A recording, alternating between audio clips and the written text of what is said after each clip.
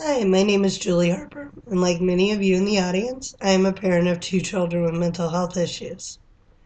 I'd like to talk to you today about being educated about psychotropic or brain-altering medications in order to help our children better.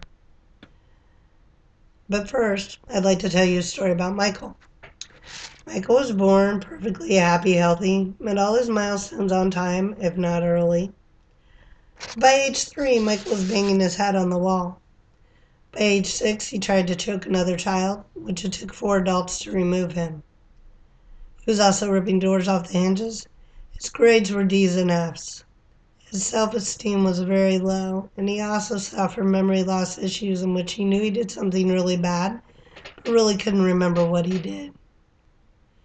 This is not a great way for a child to live. So his parents, like any parents, consulted the doctors. The first doctor said he'll quit banging his head when it hurts or he knocks himself out. The second set of doctors said, oh, he'll grow out of it. How many of us have heard that one before? The third set of doctors said medication.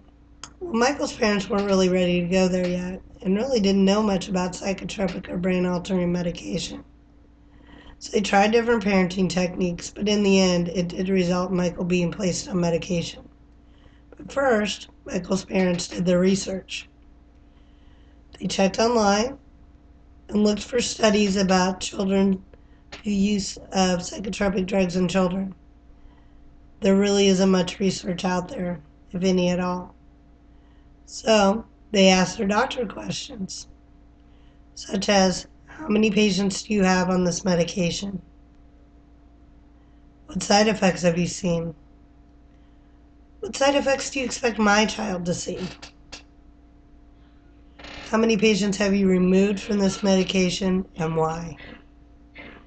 And lastly, what's the maximum dose of the medication? It's very important, even though the doctors should keep track of this information. As parents, it is our responsibility. We have one person to look out after them. They have very many patients. Did you know that according to AHRQ research, the average patient only asks 2.4 questions about their medication? How many of you feel that that's not enough questions to ask to adequately know about a medication? I'd say that's pretty much everyone.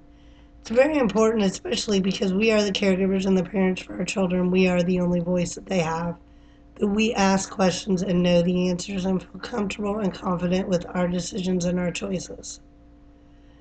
And to finish Michael's story, after starting medication, Michael's behaviors decreased from several times a day to once every 6 months to a year.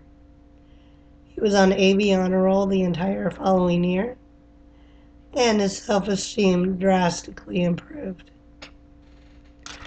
According to Holman, the July 2011 edition, the Brown University of Child Adolescent Psychiatry, medication alone is not the only thing that will help our children. It should be combined with psychotherapy and parent education. So I'd just like to leave you with one question. When giving your child medication, isn't it our responsibility to make sure that we are well educated and know everything that we can know about the medication so that our children with mental health issues can lead a happy, healthy, and successful life like any other child? Thank you. Have a great night.